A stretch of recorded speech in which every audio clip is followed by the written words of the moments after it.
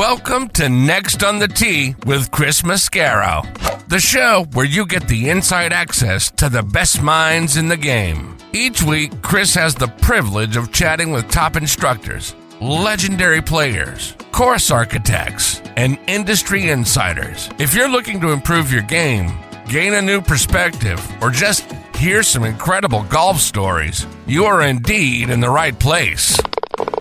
You see, Chris, let me tell you something, I haven't spoken to a press man in my life that is knowledgeable, seriously, as you are.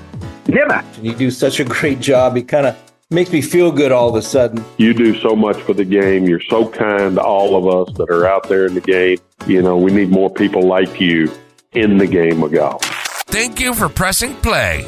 Now, grab your clubs, step up to the tee, and let's get started. This is Next on the Tee.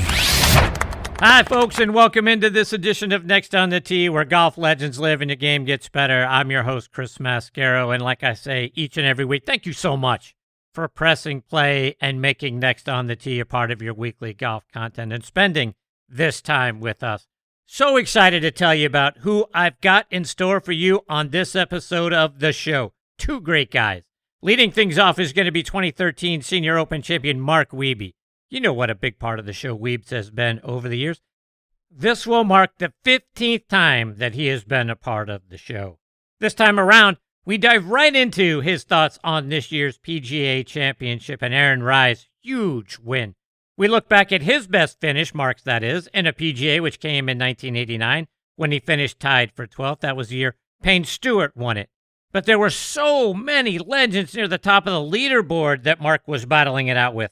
Guys like Jack Nicklaus, Seve, Curtis Strange, Tom Watson, Ben Crenshaw. It was a star-studded leaderboard that he was up against, and you'll hear what it was like for him. Like I say, battling it out, trying to win it with all those guys bunched up right there at the top of the leaderboard.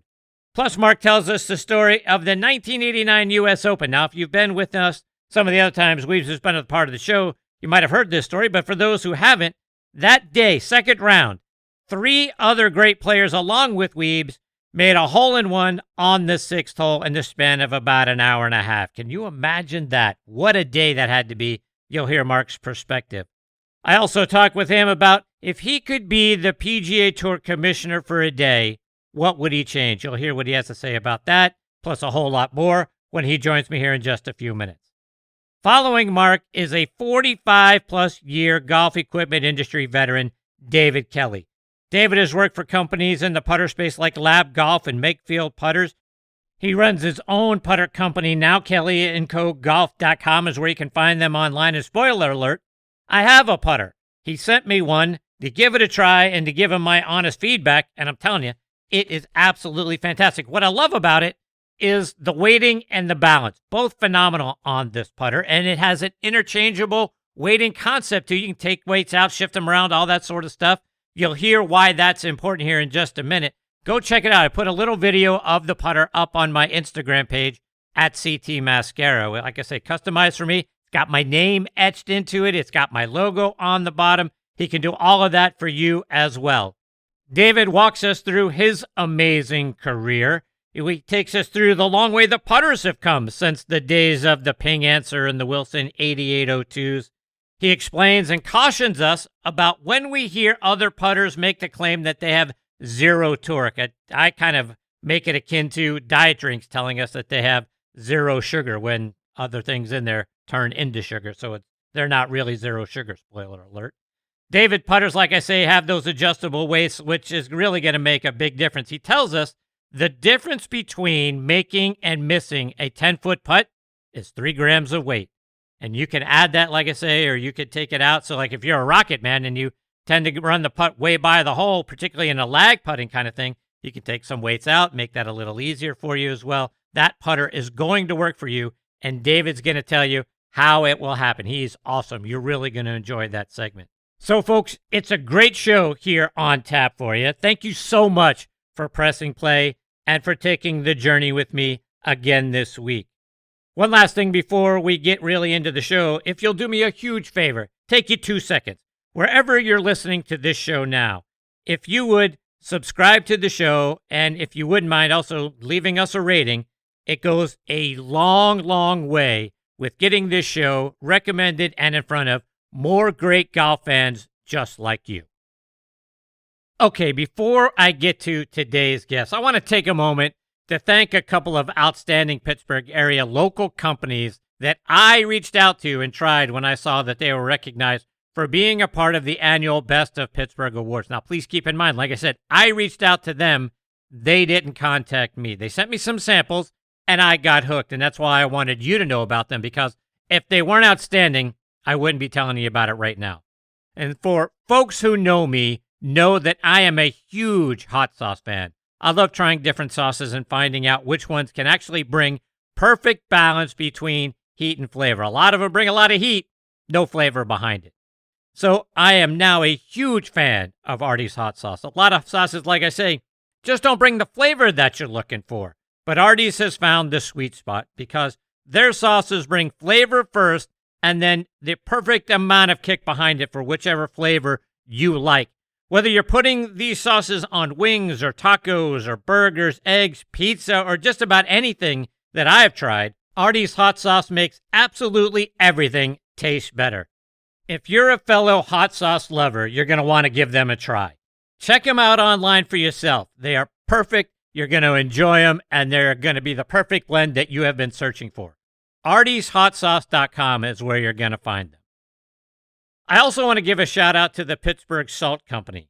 Folks, their spice blends and seasonings are simply out of this world. I've become a big fan of several of their blends, including the Steel City Steak Seasoning, Black and Gold blend, and their Pittsburgh Pepper blend as well. I added them when I was grilling steaks and chicken. I've sprinkled them over vegetables, and they give everything a kick as well. I'm also a big fan of pickles, and their dill pickle salt absolutely knocked my socks off. Not to mention their Pittsburgh's Little Italy, which I have started to include in my Sunday red sauce recipe. I love their Black and Gold blend, the Yinzer Dust, and love Pittsburgh Everything Salt. I put those all on fries, on eggs, on the baked salmon that I make at least once or twice a week. Look, John and the crew over there are going to grab you by the taste buds, and they're not going to let go. You're really going to enjoy the attention that they put into each and every one of their blends. Check them out online at steelcitysalt.com. You know I also have a huge dose of vitamin G for everybody over at the Pittsburgh Tribune Review and TribLive.com.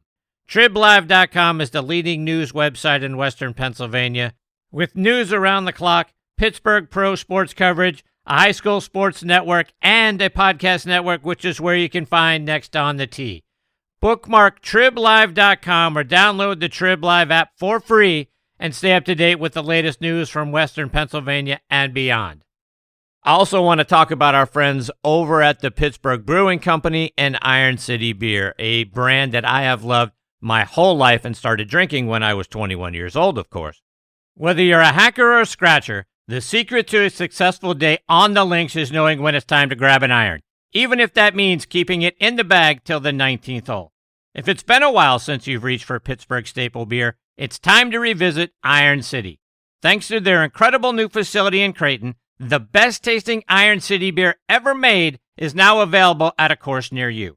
Iron City pairs well with any lie and sky and serves as a friendly reminder that there's always next round. Check out all of their wonderful beers and their gift shop by going online to pittsburghbrewing.com. Okay, now back in making his 15th appearance with me here on Next on the Tee is 2013 Senior Open champion, and now one of the top instructors in our game, Mark Wiebe. Let me remind you a little bit about Mark's background. He's from Seaside, Oregon, and grew up in Escondido, California. Played his college golf at Palomar Junior College and then transferred to San Jose State. While at Palomar, he was the individual medalist at the 1977 California and Idaho Amateur Championships. He was named a second-team All-American in 1979 at San Jose State. He turned pro in 1980 and got his start out on the PGA Tour in 1983. Got his first win at the 1985 Anheuser-Busch Classic when he beat our friend John Mahaffey with a birdie on the first playoff hole. Mark won again the following year at the Hardee's Golf Classic. 2007, Mark matched Bobby Watkins' record for being the youngest winner on the Champions Tour at 50 years and 10 days old when he won the SAS Championship. In 2013, like I mentioned, he won the Senior Open Championship at Royal Birkdale. Oh, by the way, the site of this year's Open Championship. He won that tournament, defeating Bernhard Langer on the 5th playoff hole. Later in 2013, he captured the Pacific Links Hawaii Championship in a playoff over Corey Pavin. In all, he won 8 times as a professional, twice on the PGA Tour, 5 times more on the Champions Tour, plus the 1986 Colorado Open. He was inducted into the Colorado Golf Hall of Fame in 2011, and he's a fantastic guy and a great guest, and I couldn't be more honored that I get to spend more time with him this week here on Next on the Tee. Hey, Weebs, how are you, my friend? Thank you, Chris, for all those. Wow, that's very kind. Thank you. And I'm doing great. We're actually leaving tomorrow. Probably leaving the house around 4:30 a.m. Oh my! We're on our way to Chicago to be with our youngest daughters.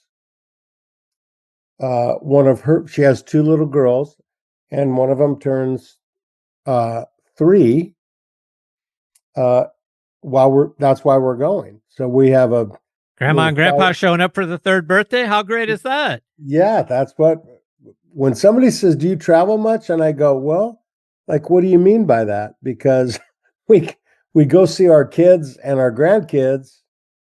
Not much golf travel, but and which is way less stressful anyway. So yeah, that's what we're doing tomorrow. Good for you. Good for her. Yeah, love it. Weebs, I got to start off by getting your impressions on the PGA Championship. Obviously, we're on the heels of that, talking about it a lot this week on the show. What did you think about what you saw from Aaron Rai, the rest of the field, and really how well Aronimik held up? Well, it was incredible. Aronimik was awesome. I did an outing there really a long time ago, and the only reason I was swayed to do it because I can't remember who was trying to get a bunch of pros, but they said it's a Donald Ross course, and I said, "Oh, okay, I'll do it," because we don't get Donald Ross in Southern California, where I grew up. So I'm thinking, I've heard about this guy. I've played his courses; they're pretty cool. But I had not obviously played it in a tournament or a major, and in hearing some of the comments early in the week about almost like, yeah, it's Aronimik, it's not that big a deal. You just do this, and I'm thinking, I don't know. That's the course I played, and I know the greens weren't at the same speed, but it's not. It's no piece of cake. So I was captivated. I have never met Aaron. I cannot tell you how that is the greatest golf I've seen out of anyone for a long time. And I didn't watch the shots as much as I watched him. I watched his eyes and his face and his expressions and his focus. And I went, oh my, he's the best right now. You could see it, as a golfer, you could see how he was way involved in at the moment. He wasn't ahead or behind. He was so at the moment. And you could see that if you watched him through the telecast. I thought it was fantastic. One of the things, Mark, that a lot of amateurs like me, when we're out there and we're playing well, what we have a tendency to do, and you kind of mentioned this a moment ago, is to get ahead of ourselves, right? We may run a string of pars together. Maybe we sprinkle in a birdie or two. And the next thing our mind starts to think like, if I can only, par in from here, I can shoot my best round ever, or I can break 80 or 90 or 100, whatever the milestone is that we are chasing. We tend to project, and then the next thing you know, we make double, we make triple, we do this, and then it's all over with. How hard is it, for a guy who won a major and won as frequently as you did out on tour, and the guys that you had to stay ahead of, how hard is it? How hard was it for you to learn how to stay in the moment and not project ahead? Well, you're absolutely right. It's the easiest thing to say and the hardest thing to do. because you just, when you say, oh, just stay in the moment, and you go, oh, okay, I'll just do that. Well, by the second hole, you're out of the moment. You're thinking about other stuff. And you have to practice that, just like if you're working on your bunker game, you need to go to the sand traps and hit bunker shots.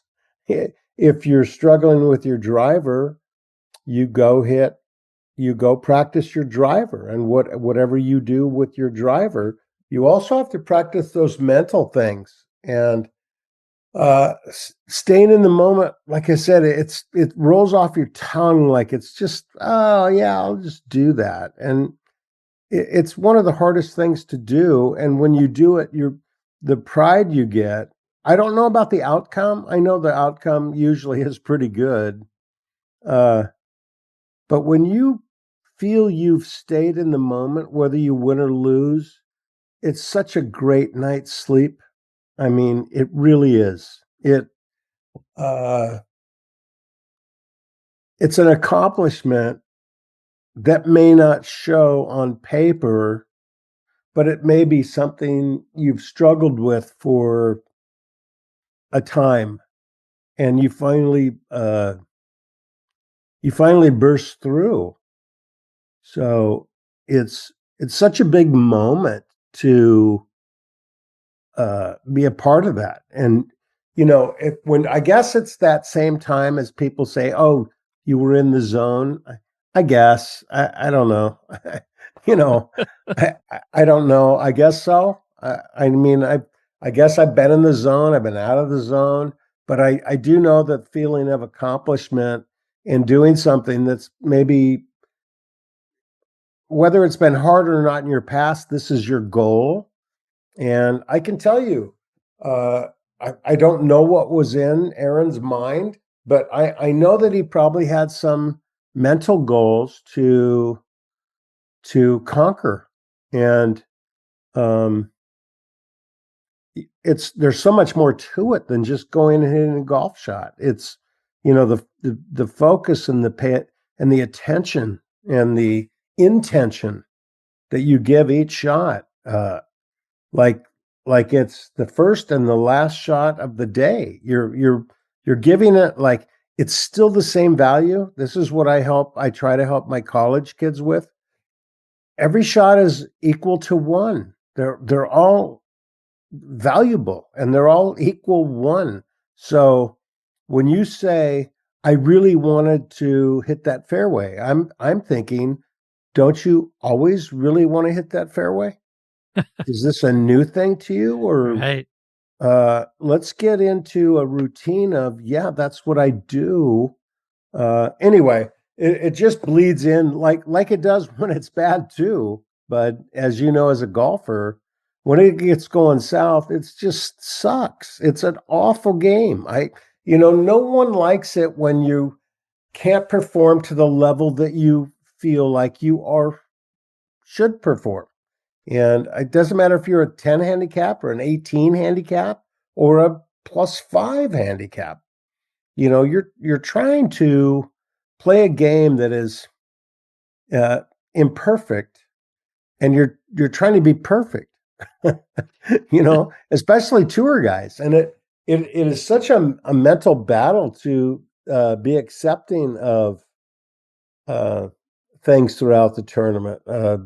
Like I'm talking about right now with you, that I'm going to do this. Damn it! If it kills me, I want to get through one round that I do this, and it never has anything to do with the score. If you remember, Payne Stewart, his goal at the U.S. Open at Pinehurst was to keep his head down. He kept looking up, and one of the first comments he made to Tracy was, "I did it. I kept my head down the whole tournament." Wow. Yeah, it's heavy. Yeah. But kids don't, it's hard. It's hard to know it's that heavy until you get older and you've lived heavy. Yeah. But I'm not making that up. That's true stuff. So, I mean, there's great things to learn from the play at the PGA was phenomenal. I mean, like it made me believe like those underdog stories. Although, if you ask the players, he's really not an underdog. Neither is JJ. They won the Open last year. So they're not really underdogs. They're just not limelighted like the rest of them. But I know my son, Gunnar, played with JJ and said, Dad, he is incredible ball striker. When he figures out his putting, he's going to win everything. And, well, it sounds like he's on his way. And then he's got one. Yeah. So you see that the play this weekend at the PGA by Aaron, I thought was, again, my focus was on how he was looking, how comfortable he was, and how he was digging it, man. It was cool. He was loving every minute of it. And isn't that why you play? Indeed. You know? So sorry about the rant. No, I'm glad for the rant. You kidding me? Weaves, looking back at your career at the PGA, when I was looking over it, you finished tied for 12th in 89 at Kemper Lakes outside of Chicago. That, speaking of Payne Stewart, he won it that year. But you were just 6 off the lead. So many great legends of the game were around that leaderboard. Guys like Curtis Strange, Seve, Jack, Tom Watson, Faldo, Norman Crenshaw. You guys all bunched up there around the top of that leaderboard. What do you remember about the 89 PGA? Well, unfortunately, my memory goes to, and I'm not making this up, we got to the 72nd hole, and man, I'm playing good. I'm not winning, but I'm in the mix, and I'm digging it. And it's a dogleg left around a lake. And I absolutely sucked it up, and I hit this drive that I thought was absolutely awesome. I was so proud of myself for hitting this drive as we leave the tee. I went, God, I remember telling myself, you sucked it up and you hit a great drive here. When there's a lot of stuff going on here. If I birdie and who knows and all that stuff. And as I'm going up there, there's a marshal standing by the water. And I said, where's the first ball? And he said, it kicked left and went into the water. And my heart dropped. I mean, there's no way this ball is in the water. There's no chance of it. It was awesome. And I remember that. And I guess it hurts my feelings still that golf happened on that particular hole. And you get good bounces, you get bad bounces, and you get mediocre bounces. And they all even out. And on that one, I didn't get a very good bounce, apparently. Made a double to finish 12th. And I just was so bummed when it was over, because there's no way I should have made a double there. I'm saying it to this day. Isn't that terrible? I'm still thinking about it. And that's the only, I wouldn't even want it over because I can't hit a better drive than that. If someone said, could you take it over? I go, no, I can't. If I did, it would be terrible because that's as good as I got in my bag. But anyway, and I remember Payne, great memories of Payne.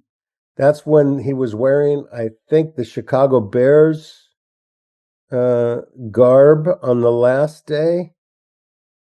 I think. Would make sense, right? Playing outside of Chicago. Check me on that, but yeah, he did. He was started to wear the knickers in the uniforms of the NFL. I think it was NFL. Yep, it was. Yeah, so I think that's what he was wearing the last day. But I really felt bad for Mike Reed, a dear friend also. And Mike had that tournament and missed a short putt somewhere coming in. And then the mojo, you could see it almost in the fans and Payne, and everything started swaying like it was Payne's tournament. So, but Mike Reed played wonderful golf. If I remember right, he was leading, I think. Yes.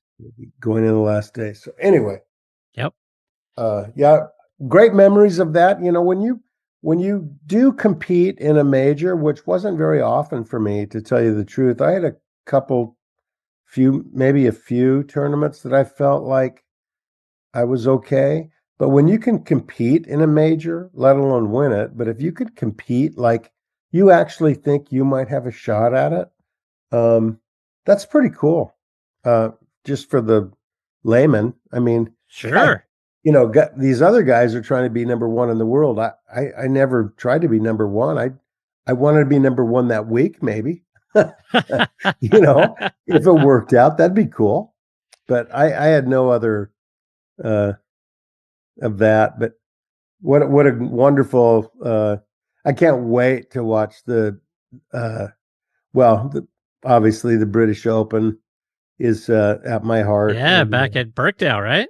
It's just it's one of those tournaments I'll watch closely.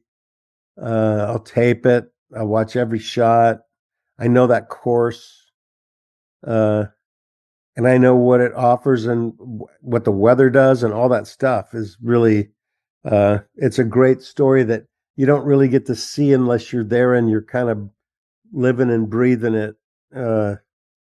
With the wind and the direction and the way the course changes and traps that when you play one day, you go, why would they ever build that trap there? And then the next day, the wind has changed and you're in that trap that you said, why would they build that trap there? So the British Open always has that kind of mystique to it. It's kind of fun. Well, it's got to be great for you. I mean, as you mentioned, watching every hole and taping and all that sort of stuff. But I mean, the memory's got to come flooding back of when you won there. I mean, you got to be able to look at a hole and say, oh, yeah, I hit my drive over there. Or boy, I hit my second shot on this green here. I mean, that's got to be a wonderful thing. Speaking about winning majors and experiences that most people don't get to have, you get to relive winning a major on a course that you'll be able to watch tournaments play on every few years. Yeah, it's great. I mean, obviously it's in the Roto and it should be. It's a wonderful golf course. I mean, I have so many, when people say, what's your favorite course? And I'm like, well, Pebble is hard to beat. But there are some that are pretty cool. And all the rest of them seem to be either in Ireland or Scotland for some reason. I haven't played all of them here in the States, but Birkdale's incredible. Turnberry's incredible. Where Gunnar played in the Irish Open at Royal County Downs, unbelievable golf course in Ireland. Unbelievable golf course. So there's so many that of these golf courses that just when you hear it, you go, wait, what now? What's going on?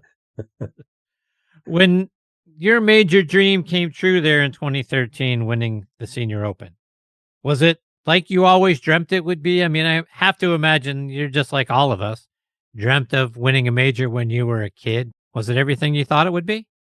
Yeah, I never thought it would be against Langer in a playoff. For God's sake, I wouldn't have dreamt that. That would have been a nightmare more than anything. Nobody beat Bernie at this time. I drew the lucky straw on this one.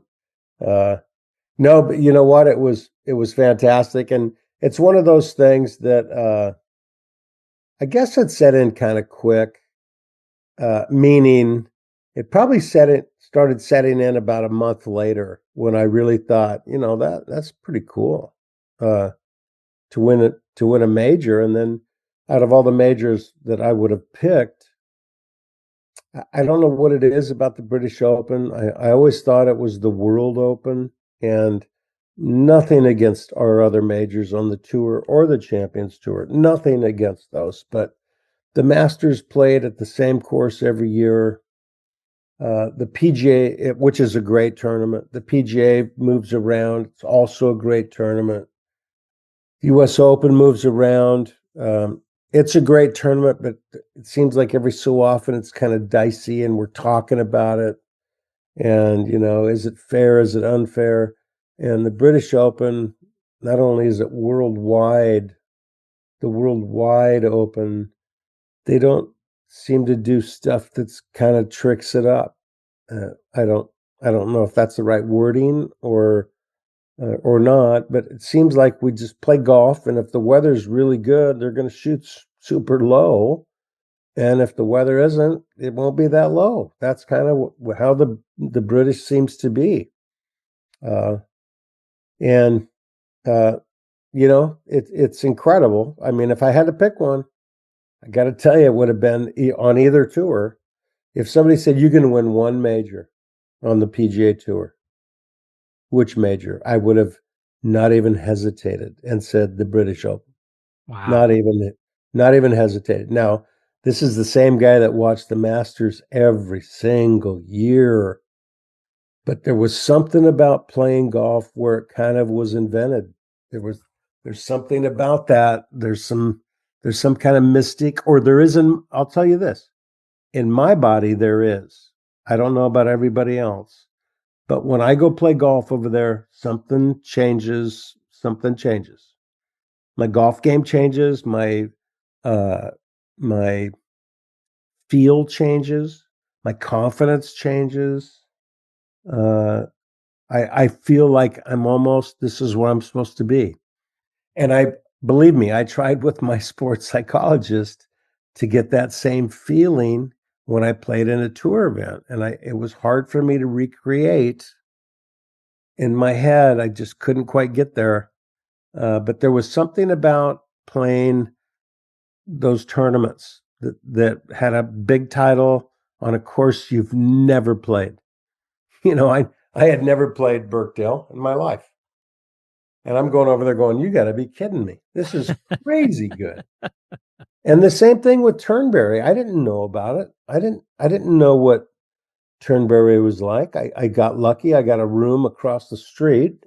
So that was awesome. Had a great little place to play darts and bet on darts and drink beer and eat pizza right there in the lodge, and play a golf course that's been around with the lighthouse, for God's sake. I mean, it was awesome. So there's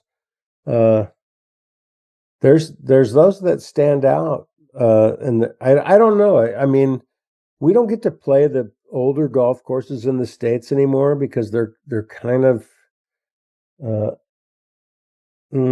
with today's distance and stuff. I don't even think people think about it. Cherry Hills was the last one that was kind of what the young kids on the tour would call just a short little pitch and putt. I mean, it's not Cherry Hills that long. It's at altitude, and so I don't know. There's courses over here that stand out to me, but courses over there seem to carry a lot of weight with that. It's the Open. Yeah. Carnoustie, it's the Open. It kicked my butt more than I kicked its butt, but it was the Open. So it was so special, and the history and all that stuff. So. And we'll be right back. In golf, fast isn't a nice to have, fast is a necessity, and speed off the tee is where it all starts. That was precisely the thinking behind the all-new QI4D family of drivers from TaylorMade, our fastest, most fittable drivers, built to meet the demands of the world's best players like Scottie Scheffler, Rory McIlroy, Nelly Korda, and the rest of Team TaylorMade. The QI4D lineup was engineered to unlock the 4 dimensions of speed, starting with a multi-material driver head with enhanced aerodynamic shaping, combined with a faster face and our revolutionary React shaft system. The TaylorMade QI4D drivers are ready to extract every bit of speed from every golfer's unique swing profile. Our industry-leading adjustability and fitting unlocks it all. Watch the full story of QI4D, our quest to build the fastest, most fittable drivers, and unlock your newfound speed at TaylorMadeGolf.com/findingfast. You guys know what a fan I am of On Point Golf. Folks, get the #1 ball marker in the game of golf. On Point is the only 3-dimensional ball marker with alignment technology and a removable coin. It is approved for use according to the rules of golf as defined by the USGA and the R&A. As we all know, putting is all about line and pace. Mark your ball with On Point, engage with your 3-dimensional ball marker, and have more confidence in your line, execute the putt, and lower your scores. Folks, with the likes of Jim Furyk, PGA professionals, and amateurs alike out there using them now, It's the #1 ball marker in golf that actually helps you lower your scores. Go online to onpointgolf.us, read about the science behind it, then put one in your bag and make more putts. I feel like it's the 15th club in my bag. It's helped my game. Why wouldn't you let On Point help yours as well? Again, onpointgolf.us. Check them out and get one in your bag today. PGA Tour Superstore pros aren't born. They're made. Every January, hundreds of associates talk to the top manufacturers, learn about the latest clubs, test the newest equipment, log thousands of hours of training, and together hit over 100,000 balls, all so they can get you the perfect fit.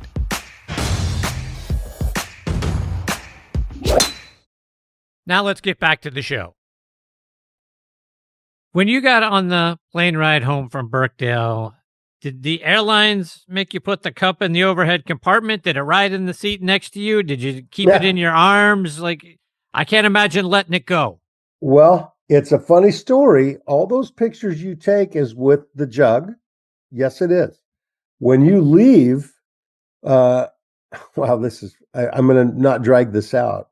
But one of the questions they asked you along the 8 gazillion questions afterwards and the pictures and all the stuff, somebody comes up and says, "Excuse me, I'm with so-and-so with the trophy and the senior claret jug," or whatever they call it. "I'd like to know, would you like a replica?" And I said, I didn't say anything. And he looked at me kind of funny. And I said, "Okay, listen, I'm not going to answer that question. That's a trick question." And he goes, well, a very proper Englishman. And he said, "Well, what do you mean?" And I said, "Who in the right mind would not want a replica of the senior claret jug? Are you kidding me? I don't want to say the wrong answer. What do you want me to say? I'll say whatever it takes to get that jug to my house." And so I actually made it a very proper Englishman laugh a little bit, but I was being dead serious. I didn't want to say the wrong thing. So the story goes on and on. I mean, they called me from customs. This is 3 months later. Oh, my. 3.5 months later.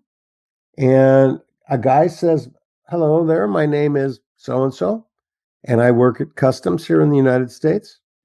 And I'm looking for Mark Wiebe." And I said, "This is Mark Wiebe." And he said, "I need to verify this is you." So a lot of questions to make sure that I was on the up and up.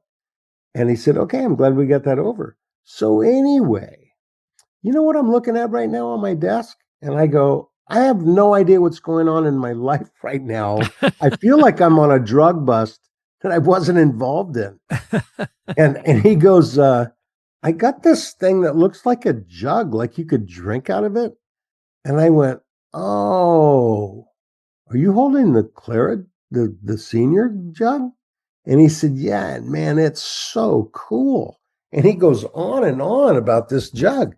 Well, he had to make sure everything was cool to get through customs. So they inspect everything, and I'm sure they're looking for drugs or whatever they do. Whatever they do, they're doing.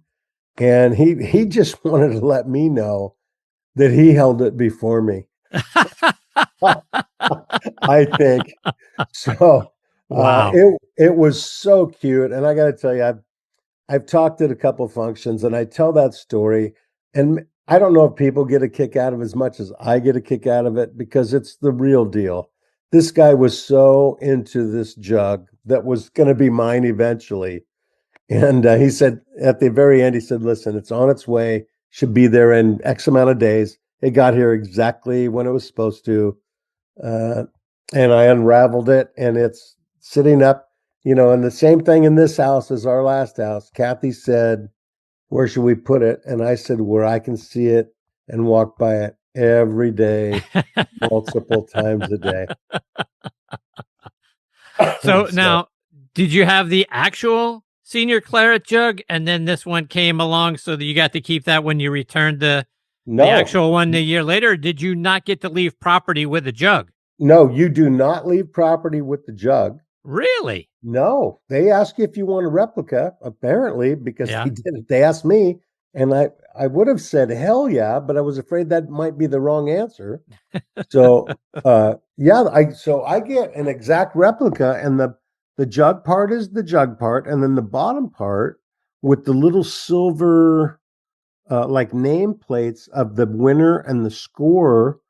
Obviously, I'm the last one on my replica because I don't send it back. They send it with me being the winner, and then whoever wins after that, my name is on. That's my cool thing. My name is on the same jug as Tom Watson like 3 times, and Bob Charles, Gary Player, I believe, a couple times.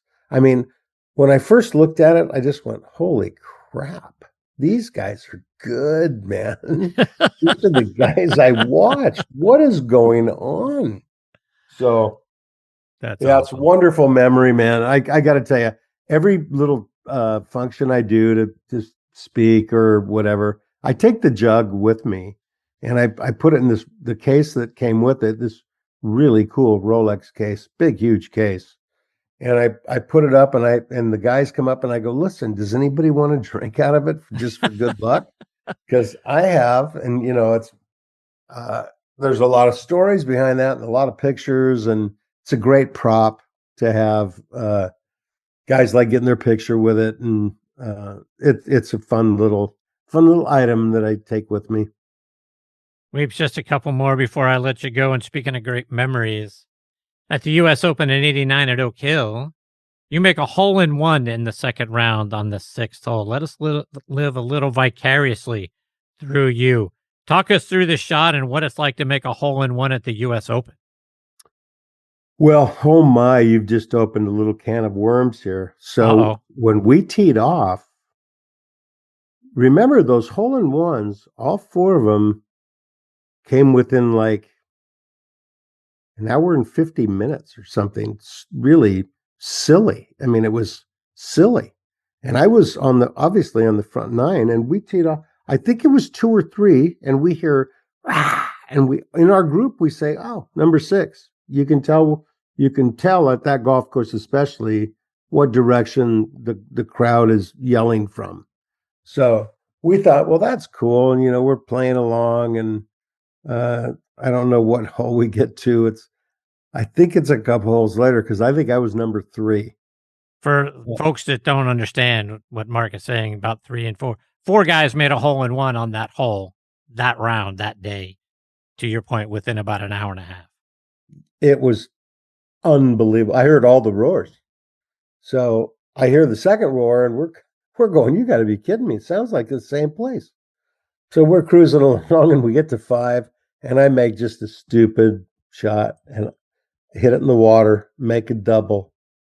And I get over to 6, and I am so pissed. I can't even tell you. I'm not happy about anything. And I get my yardage and get my club and hit my 7-iron, and it goes in the hole. And instead of being a normal person and being happy about this sequence of events, I looked at my caddy and I said, that should take care of that double on that last effing hole. And I think, what a butthole I must have been. Instead of rejoicing in the moment, hole-in-one at the U.S. Open. By the way, coming off a double, which would be enlightening and fun. Instead, I'm still pissed off at the double I made on the prior hole. And I'm more thinking, well, there you go, that evened out, but in an angry way almost. And I thought, what a jerk, man. Why could in a future life I'd go, hey, knock it off. Be happy you made a hole-in-one. Go do a cartwheel. For God's sake. I can't do one now. I'd break something, but then I could have done a cartwheel. There are a lot of proposed changes, Mark, that are being bantered around the PGA Tour. And I wanted to get your thoughts.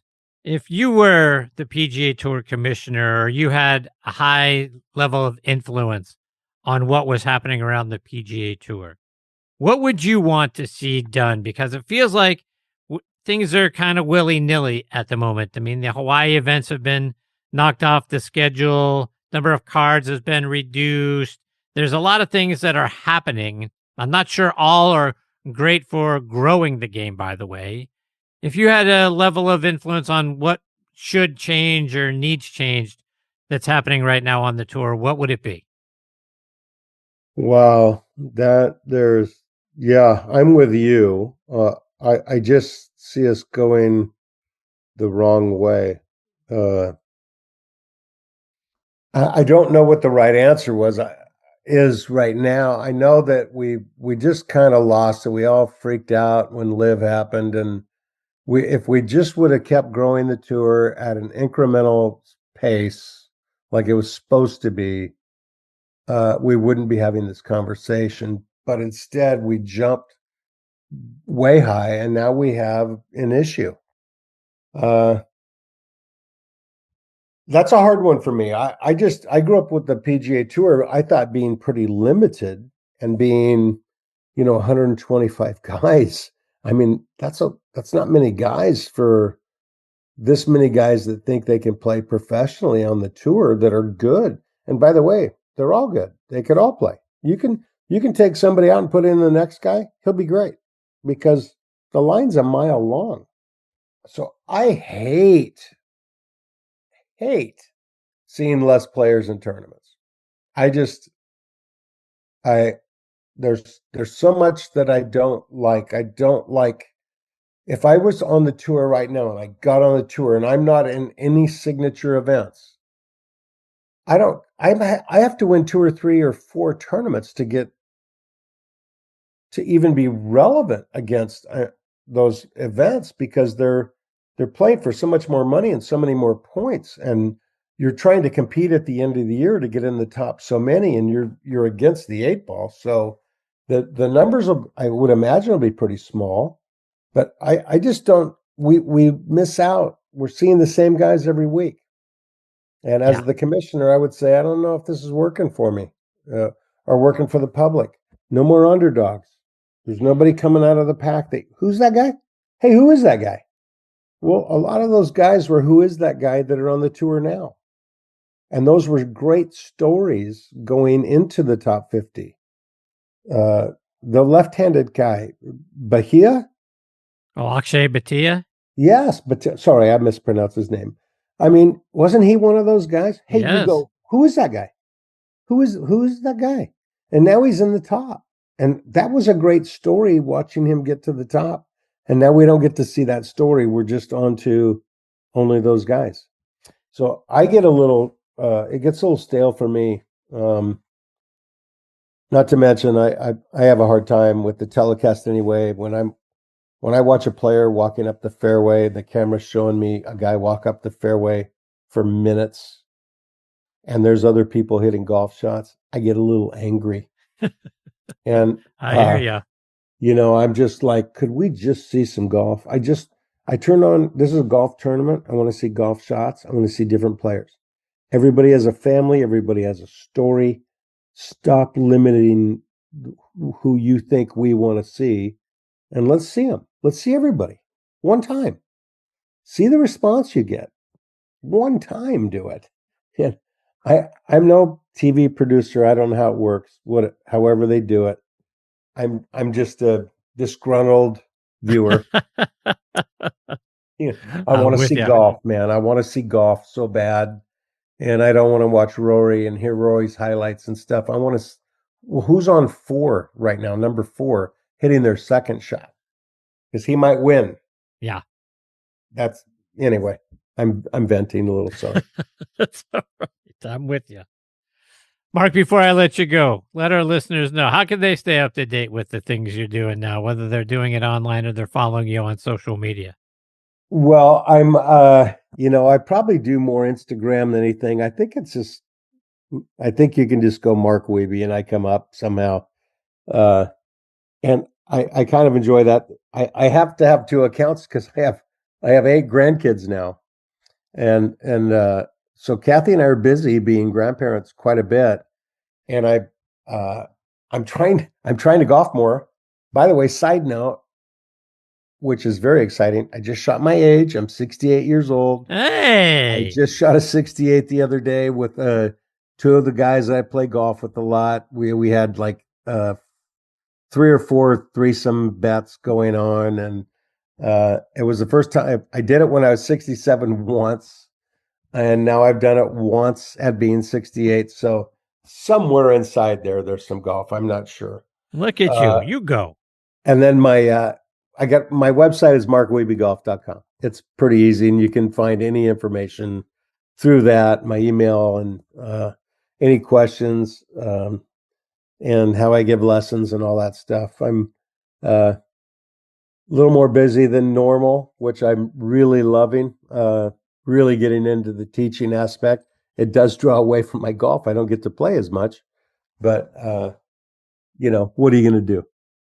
For people that want to get a lesson from a major champion, let them know what part of the country you're in and how they can do that. Well, I am in Rio Verde, Arizona. I work with a few college kids, and when the college kids come in, I try to take them out to TPC Scottsdale because it's incredible and awesome. And for the folks that are in and around, where we live, Fountain Hills, Scottsdale, Rio Verde, in that area, I give lessons right there at the golf course, Rio Verde Country Club. Great spot. A lot of short game lessons right now. People are finally getting on to, if they chip and putt better, they'll actually shoot lower instead of trying to hit drivers another 10 yards farther. Indeed. That whole short game thing, right?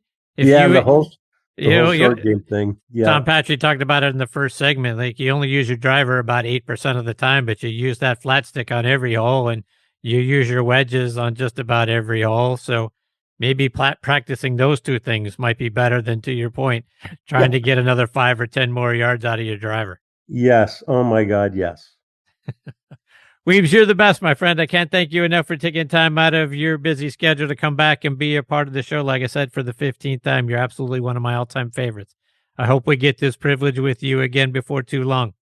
Thanks, Chris, so much. You're incredible. And 15 times, I have to say, I'm pretty proud of that. So thank you for having me on that many times. That's incredible. Absolutely. I am honored. Take care, my friend. All the best to you and your family and the grandkids. Look forward to catching up with you again soon. Thanks, Chris. Good to you, buddy. See you, Weebs. See you, man. That is the great Mark Wiebe, folks. Mark Wiebe Golf online. MarkWiebeGolf.com online is where you're going to find him. And then, look, if you are out anywhere near Scottsdale, Arizona, Rio Verde, why wouldn't you go take lessons from a major champion? I mean, how many times do you get an opportunity to actually get a lesson from a guy who's got a claret jug on the mantelpiece or wherever it is in his house that he walks past every day? And you're not going to get that opportunity anywhere, really. So you've got to go out there and check Mark out if you're in that part of the country, or if you're just an aspiring, college player like he talked about, or just somebody who really, really wants to take advantage of an opportunity to get lessons from one of the very best. I mean, look, at worst, right? Anybody who makes it out on the PGA Tour is part of the 1% of the 1% that gets out there. And then you narrow that field down for Mark, for a guy who won a major and won multiple times out on tour, on the regular tour and the Champions Tour, and then a guy who's in a Hall of Fame on top of that. These opportunities are few and far between. So make sure you go check out his website. Check him out on, like he said, he's on Instagram. I think it's at MarkWiebe33 is where you can find him. I know that's where you can find him out on Twitter. And check him out, follow him, and then reach out to him. Go get yourself a lesson from a major champion. You're going to be the better for it. Not just for your golf game better. I mean, look, how great was that conversation and the level of those stories? Mark is a 10 times better human being than he is a golfer, and he's one of the all-time great golfers, and like I say, a major champion. So you combine all that together, and it just doesn't come any better than that guy. I'm so grateful to him for being a part of the show for a 15th time. He is, like I say, not just one of my all-time favorites, but a guy who's contributed so much to whatever success level that this show has had. So I can't thank him enough for that as well. And hopefully we get the privilege of catching up with Mark a little bit later on the year. Like, look, back at Royal Birkdale for the Open, maybe we can tap into those memories a little bit later on this summer as well. Coming up next is a guy who is a 45-plus year industry veteran, a guy who's done amazing things in the putter segment. So if you want help making more putts, this is your guy, and that's David Kelly. Before he joins me, though, all right, and boy, do I have a treat ready for you with my next guest, David Kelly. David has had an amazing career in the golf industry. He's a 45-plus year industry veteran, and roles like being the COO of Lab Golf, and more recently, he's been the managing director for Makefield Putters. Going back to his college days, he earned his bachelor's degree at the University of Rochester and his MBA at Vanderbilt. He went back to the University of Rochester and was the assistant men's golf coach there from 2013 to 2015. He is now the CEO of his own putter company, which you can go check out online at kellyandcogolf.com. His putters are absolutely amazing, which we'll get into in just a few minutes. And I couldn't be more excited. I get to spend some time with him this week here on Next on the Tee. Hey, David, thanks for coming on the show.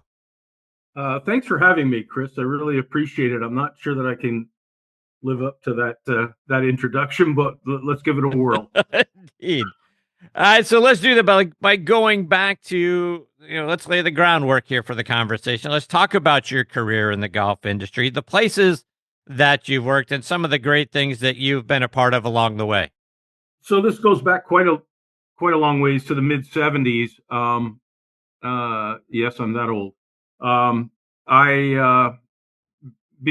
from Toronto originally, and back in the 1970s, I grew up in a household which was hockey dominated, and my father actually never played golf.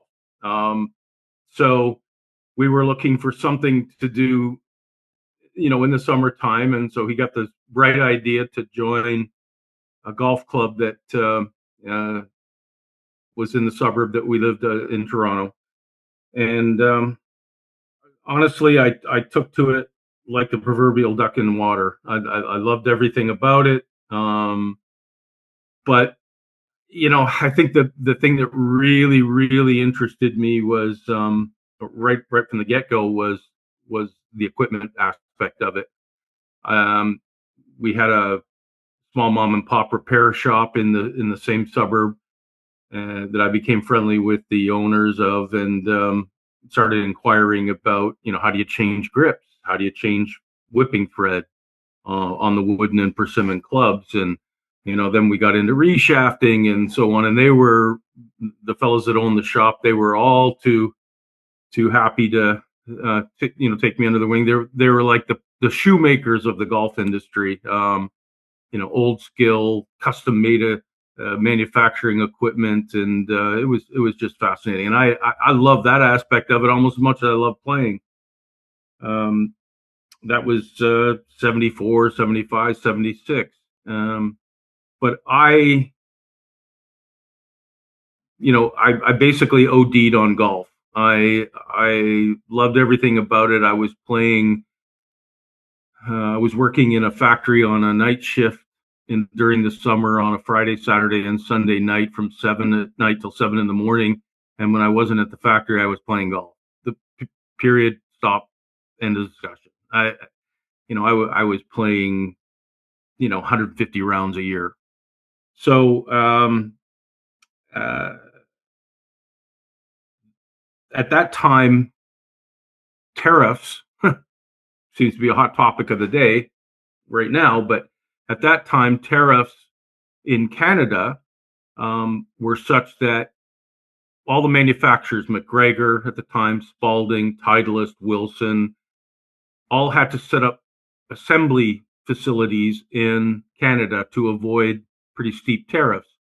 If they provided Canadian content as far as work was concerned, the tariffs were dropped. And so you had these distributors assembling golf clubs. Well, they had to hire people to do that. And that was a logical step for me. So I went on and did regripping at some of these distributors and put together thousands and thousands of clubs for Spalding, Titleist, Wilson at the time, and kind of honed my skills that way, which kind of got the hook even in deeper. I don't know if you recall, Chris, but there was a company that was out of Toronto that was called Accuform Golf. Do you ever remember them? I certainly do. So at the time, John Saxon had a place called Queensway Tool and Die, and he got the bright idea that, being the aerospace engineer that he was going to machine golf clubs out of rock castings. So they bought rock castings out of Asia, and they machined them on CNCs. They were actually the first CNC golf clubs made. What year is this? That's CNC is a big deal now. I didn't know people were doing it way back then. Yeah. Queensway Tool and Die. It was an amazing operation. You're probably between 78 and 83. So I'll tell you how far back this goes. That was the first golf club contract that Davis Love ever signed. Wow. Okay. He was a new person on the tour. He loved the golf clubs. Joey Sindelar was on the staff, a player out of Horseheads, New York, who had a lot of success on the tour. And of course, they had Dan Halderson on the Canadian tour. He won, a couple of events on the PGA Tour. Jim Nelford played them for a while.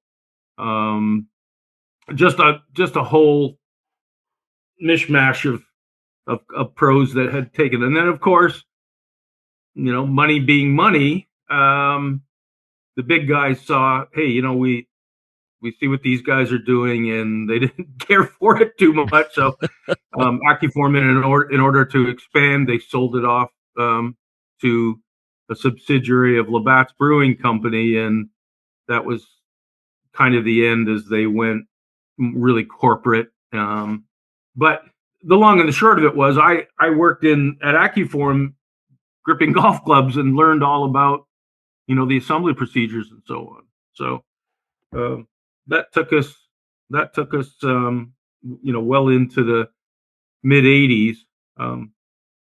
At the same time, there was a very, very strong market for what we would call today antique golf clubs. Playable antiques is what they were called at the time. So we had the Arnold Palmer Wilson putters, 8802s, Tommy Armour drivers, anything that was being played on tour, was like today was very highly sought after. And of course, I had a pretty, a long list of pretty good jobs, and I was making money and I had nothing else to do with it. So I started buying every, 8802 Iron Master putter, McGregor, Iomatic Woods, the whole thing. I really went overboard on that, and I refurbished them all. And in 1979, I got a job working as a parking lot attendant at the Canadian Open at Glen Abbey. And I got the bright idea, because I had parking lot access right by the players' parking lot. I had access as far as I could drive my car right into the parking lot. I got the bright idea to load my trunk up with a bunch of these playable antiques to see if any of the pros would bite. And interestingly enough, I had my trunk lid open, and I'll walk by this huge behemoth of a man who was African-American fellow, about 5'11" and 400 pounds. And he said, "What you got here?" And turned out it was Herman Mitchell, Lee Trevino's guy.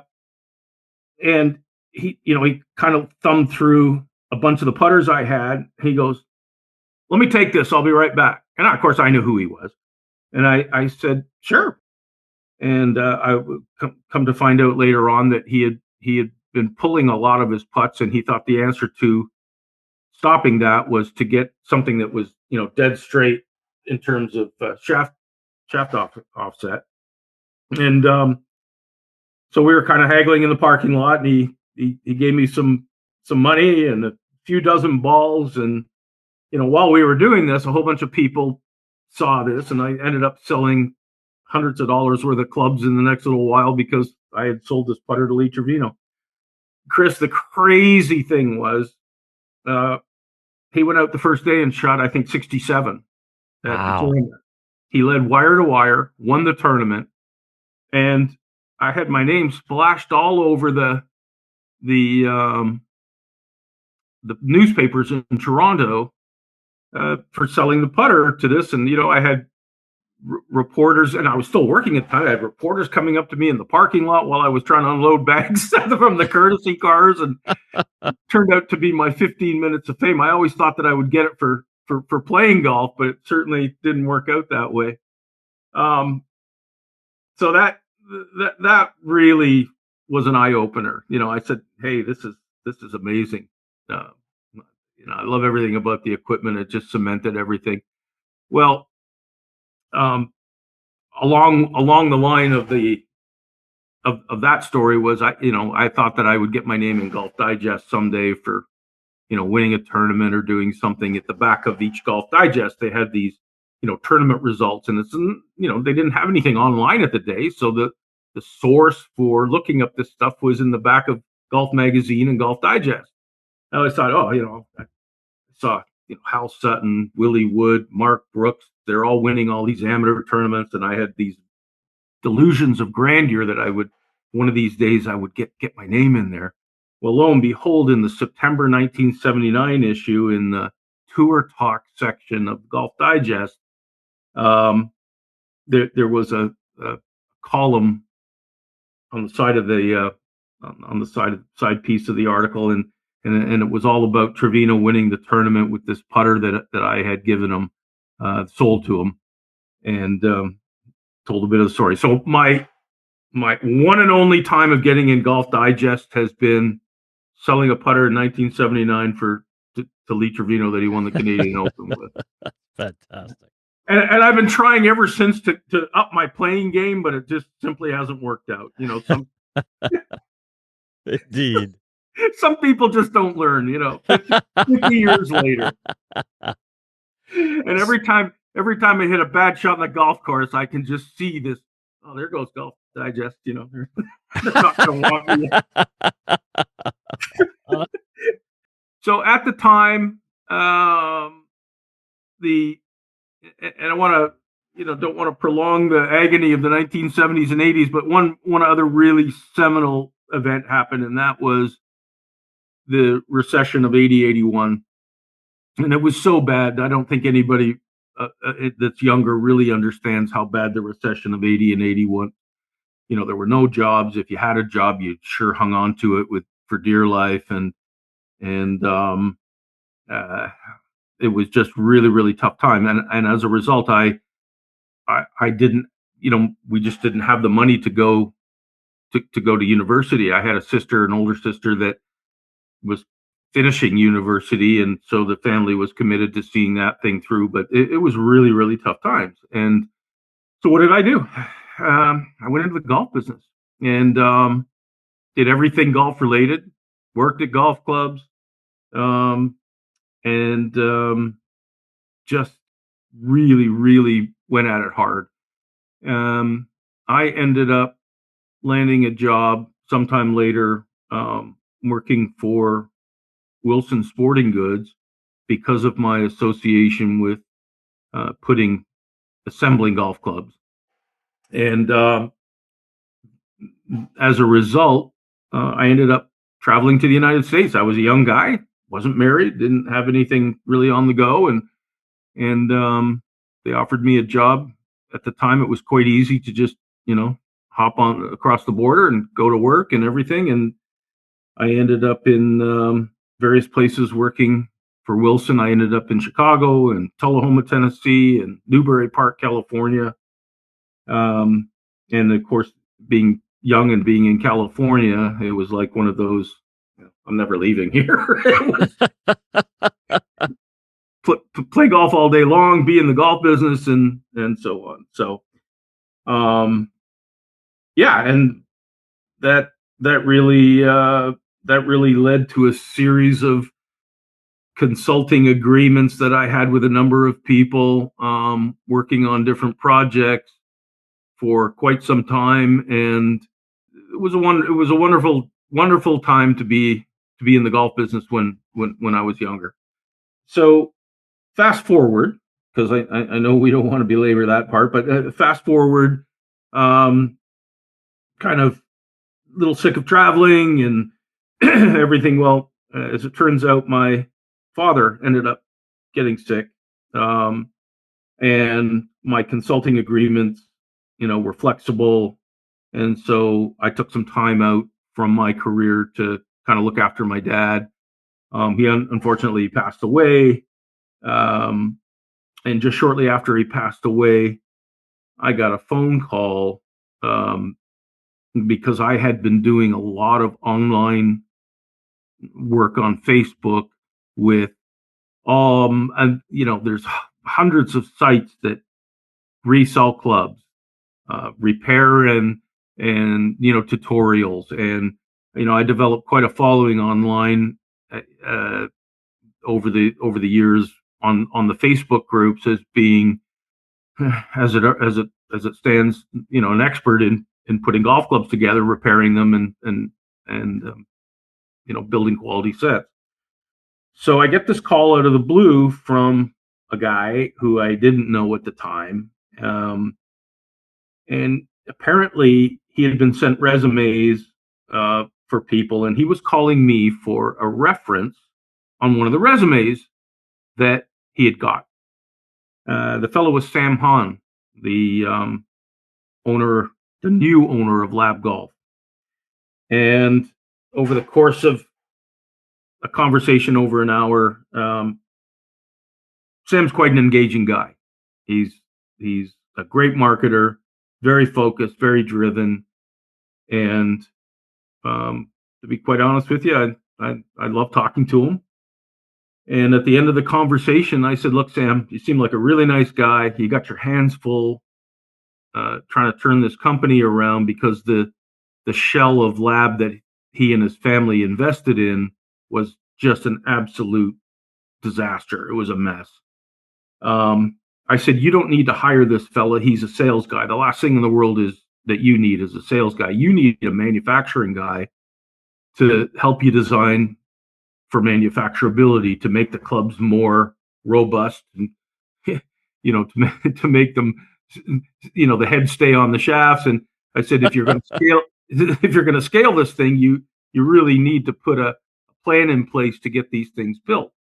So no, I really can't recommend this fella. He's a good salesman. If you need a salesman, hire him as such, but this is not what you want as far as a plant person, a factory person. In the discussion, 3 days later, I get a call. I don't recognize the number. It was Sam's father, Arthur Hahn. He called me up and he said, "I understand you talked to my son." And I said, "Yeah." And he goes, "Well, I'd be interested in talking to you about what we need to do to do this. We've got a significant amount of money invested in, and we'd really like to talk to you about a manufacturing plan." So I flew to Chicago. "Would like you to come and write us a manufacturing plan. Can you give me 90 days? I said, "Sure." I'm coming off a bit of a tough time, after having looked after my dad and him passing away. And I said, I really didn't have much going at the time. I said, "Sure, Arthur. I think we can do something here." Well, that lasted, the 90 days turned into 2.5 or 3 years. It was an interesting time. They had crazy plans to scale the operation. They had manufacturing issues. So I was in on the ground floor at Lab, and I'm very, very thankful for the opportunity and helping them turn the company around. And, what Sam and the people that he associated himself with have done at Lab Golf is nothing short of a miracle. Doesn't ever happen. It did, but it doesn't. No one could have imagined that, sometime later they would have sold the company for $200 million. It was just just beyond the pale. So the reason why I left Lab was kind of interesting. The factory was in Reno. My children were fully entrenched in school in Nashville. My wife was working at the time in Nashville. I was traveling from Nashville to Reno, which was a pretty quick flight. It was, Nashville, Dallas, Reno. It was pretty innocuous as far as the travel requirements were concerned. So I'd fly out to Reno, spend the week out there, come home on the weekend, and fly back the middle of the next week, and then spend another week there. And that's kind of what we did, and it worked out well. Sam got the idea that he wanted more control over the company, which turned out to be a great move, which meant they had to move from Reno to Eugene, Oregon. Well, if you've ever tried to get to Eugene, Oregon from anywhere in the world, you're better off driving the 4 days it would take. So I'd fly to Nashville, to Dallas to Phoenix, or Dallas to LAX to Portland, to Eugene. It was, you'd spend 20 hours of your day in airport. Just impossible. And, really wasn't what I wanted to do at the time, is to spend 2 out of 5 days in airports. So I said, look, Sam, I think we need to move on. I'll stay around until you hire some people. You're headed in the right direction. They sure are. They're headed in the right direction.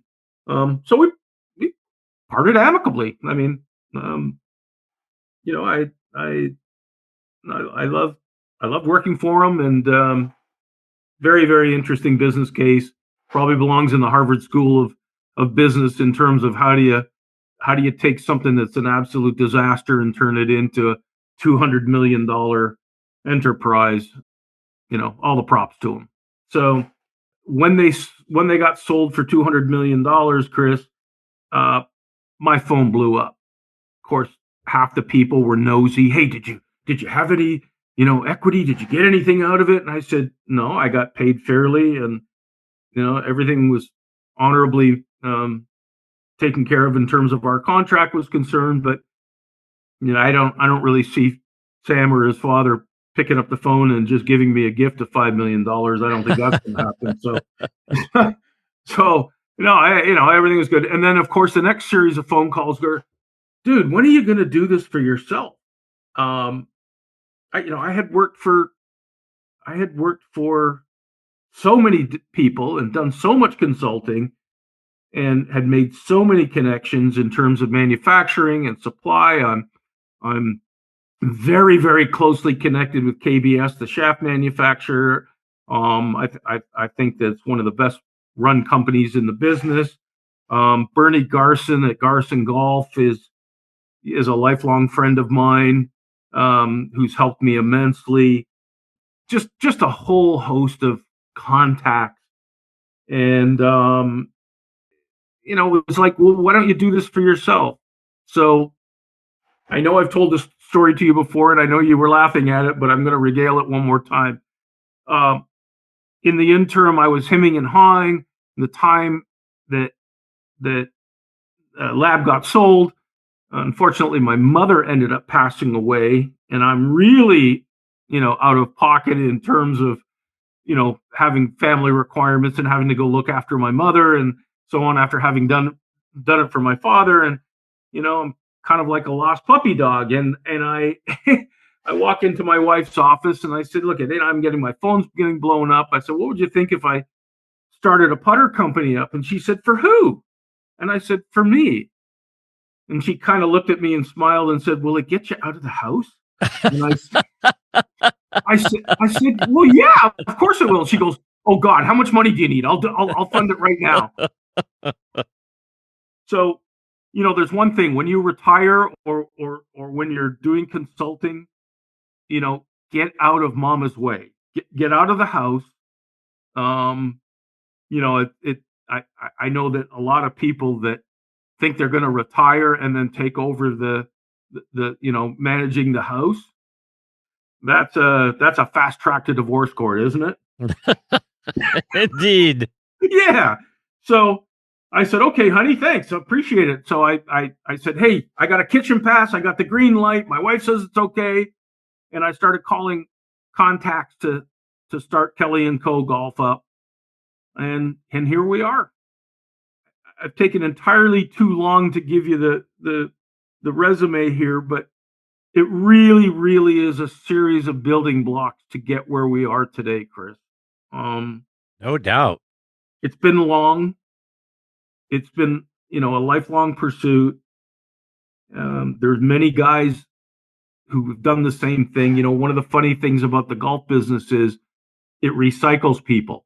People, they get into the golf business and they don't get out. There's people that have been in the golf business. Hell, in the 1990s at Wilson, the sales manager, that I had contact with is still working at Wilson now. Wow. So it's an industry that is very seductive. It's got a lot of benefits, but I will tell you this thing. And for anybody out there listening, there's two things that you want to pay attention to about getting in the golf business. One is, if you have any aspirations about playing, go work at Foot Locker or something like that and play on your off time. Don't get in the golf business because it'll destroy your golf game. You end up with free samples. You never have the same set of clubs more than 3 weeks. Yeah, I mean, how can you get any consistency when you keep getting drivers and putters shoved down your throat ad nauseum? The second thing is if you want to make 20 million exclusive of Lab, if you want to make $20 million in the golf business, start off with 40.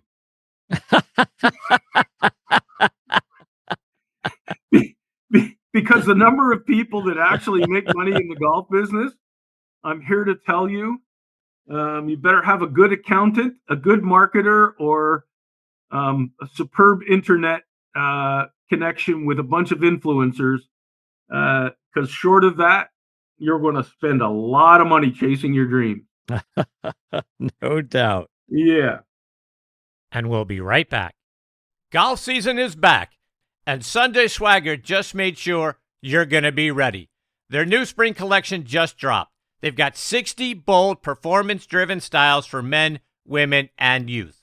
And if all of that isn't enough, well, they just linked up with Pennzoil and Team Penske for a race-inspired collection that brings serious trackside energy to the fairways. With styles for men, women, and youth, you're guaranteed to turn heads and spark conversation when you wear Sunday Swagger. Visit SundaySwagger.com, join the Sunday Club for exclusive drops and member benefits, and folks, Sunday Swagger is going to give you what? Polos with personality. Again, check them out online, SundaySwagger.com. And folks, Squares Golf, best golf shoes on the planet by far. It's not a gimmick. It's not marketing. It's science. Don't take my word for it. Let's hear from six-time major champion Sir Nick Faldo. You've heard of Squares, and there's a reason why. Because the best swings in golf don't start with your hands. They start from the ground up. Most golf shoes are built for looks, not performance. Squares breaks the mold. Our patented design gives your toes room to engage the ground, creating more stability, balance, and solid contact. Your same swing, now powered from the ground up. Experience the Squares advantage at squares.com. Squares. Performance starts where you stand. All right, now back to more of the show. All right, so David, let's talk a little bit about what you're doing today, because look, as you mentioned, right, for decade upon decade, it seems like there weren't a lot of advances in the putter part of our industry, right? I mean, I think we all used to use a Ping Answer or a Wilson 8802. Maybe you had a Ram Zebra or a Ray Cook, or if you were a Jack Nicklaus fan like I am, you had a George Lowe 600. But that's what you had for many, many decades.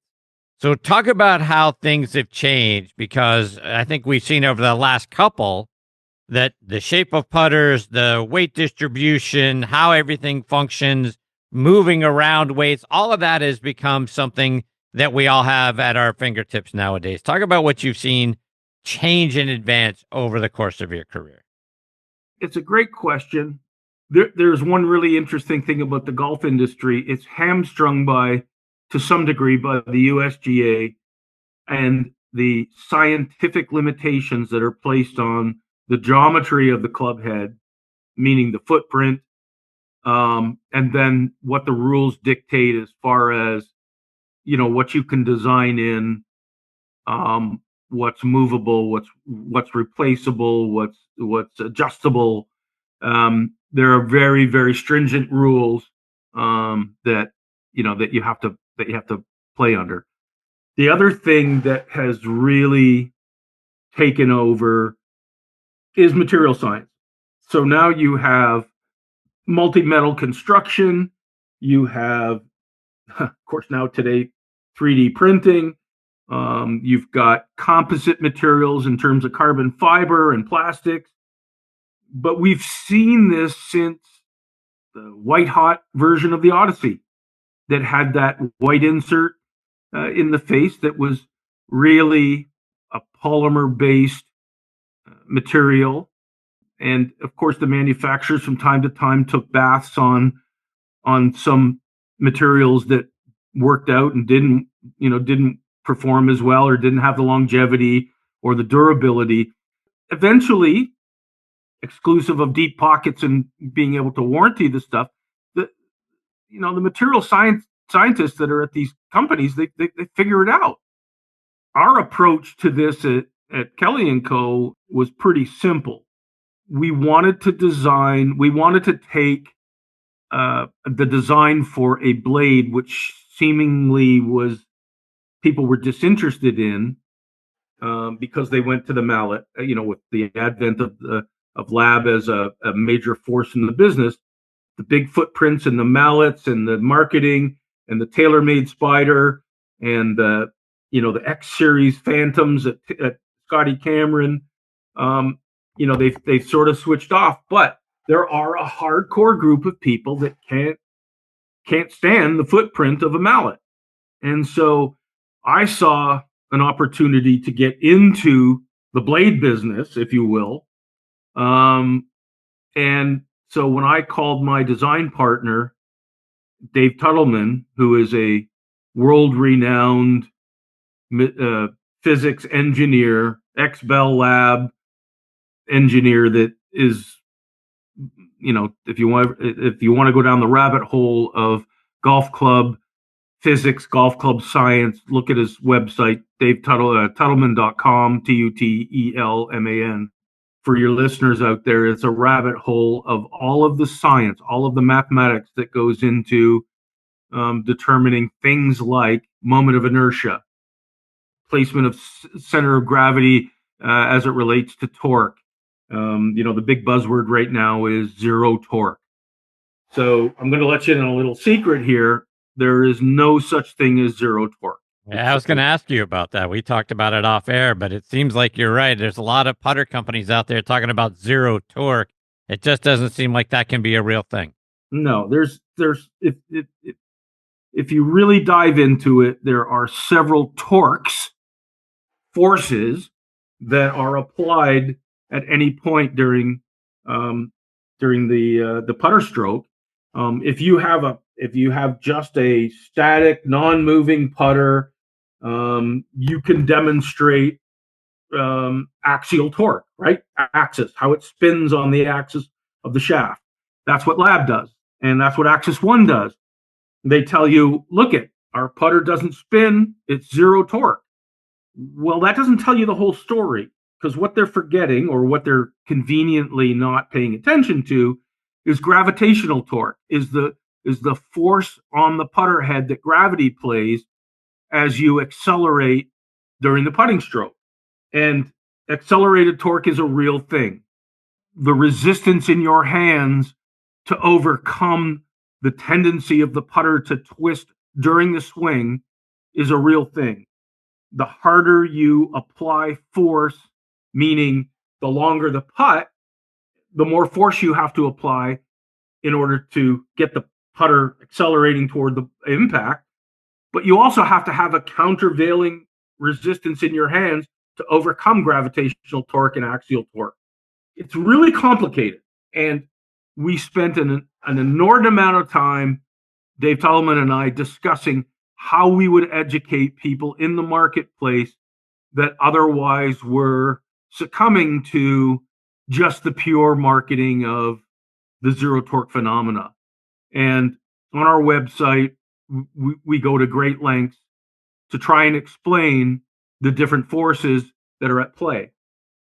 Well, what came of that was, Chris, you don't apply the same torque as I do. I don't apply the same torque as my son does. We have different musculatures. We have different ergonomic setups. I like a very heavy head. You like a light head. All of these factors come into play when you're looking at how a putter returns back to square, which is the be all and the end all of putting, right? You want to get the putter head back to square, and if you miss the putt, it's because you read it the wrong way. Now, a number of companies design putters with weights on the bottom of the putter. Cameron was great for this, right? He put those discs on the bottom of the putters. There's removable weights in the back of the head in Spiders. There's Makefield has a series of weights that are in the back of their offerings. Here's the problem: the closer you get the weighting towards the bottom of the club, what you're doing is you're lowering the center of gravity, and it affects the launch of the ball off the putter head. Well, we wanted to keep the ball rolling as quickly as possible, not skidding and not hopping in the air. So what we did was, when we designed our putters, we designed to put the weights in the heel and the toe as close to the center of the putter head from a horizontal standpoint as we could get it. What that did was it allowed us to place the weights closer to the equator of what we would think would be the strike position at the ball, the equator of the ball, which got the ball rolling quicker. That's why during all the Quintic tests and on Sam's Putt Lab, they have a measurement that is skid to roll. How long? What is the distance of the putt as it comes off the club head? How far does it skid before it actually starts true rolling? We win that. We win that battle. So when we were designing the prototypes and we saw the results, we were ecstatic. And so we went into full-scale production of our double-wide blade, we call it, the DB. And the reason why we settled on a double-wide blade was we wanted to get it looking like a blade, sort of a little bit larger than a conventional blade, so that it had some features of maybe getting closer to a mallet, but not quite there. And we also wanted to have enough room so that we could properly distribute the weight to create as low torque a putter as possible through the placement of the weight. 10 feet, you're consistently missing putts from that distance, 3 inches to the right, 2 inches to the right, whatever have you. You can vary the weighting in the heel or the toe to compensate for those misses. You can't do that, for example, with a lab putter. They send out, every time you get a lab putter, they send out this little flyer that's in the box, and it says, "Oh, for goodness sakes, don't mess with this factory tuned putter. It's zero torque," which it isn't, but it's zero torque. Don't mess with the weights. If you need any adjustment done, send it back to the factory. I got the bright idea, because I want people to experiment. I want people to recognize what their idiosyncratic behavior is in their putting stroke. I got the bright idea to put my note in the box that says, "Please mess around and screw around with the weights. I want you to. I want you to take them out. I want you to put aluminum in the toe and stainless steel in the heel, in the port, and find out what it does for your stroke." So it all sounds great, right? Like we've got our marketing scheme, we've got our marketing approach, but where did the validation come in, Chris? Well, it was a big deal for us to make a decision to go to the PGA show this year. It was a huge financial gamble for us at the stage we were at to go to Orlando in January.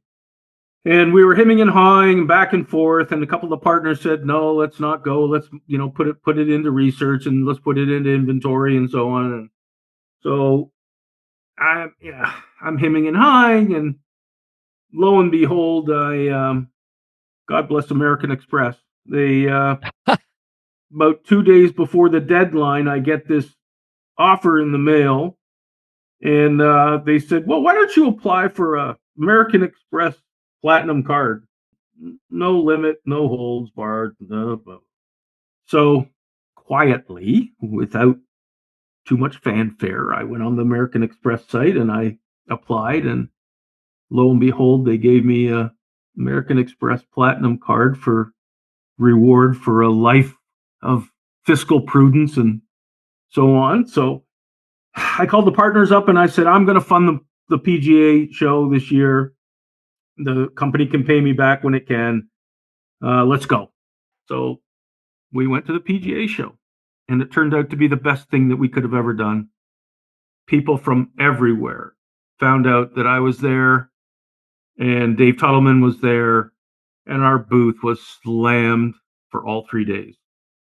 And it was really gratifying, Chris, to meet all of the people that over 30 years, 40 years, whatever, I've had the opportunity to come in contact with.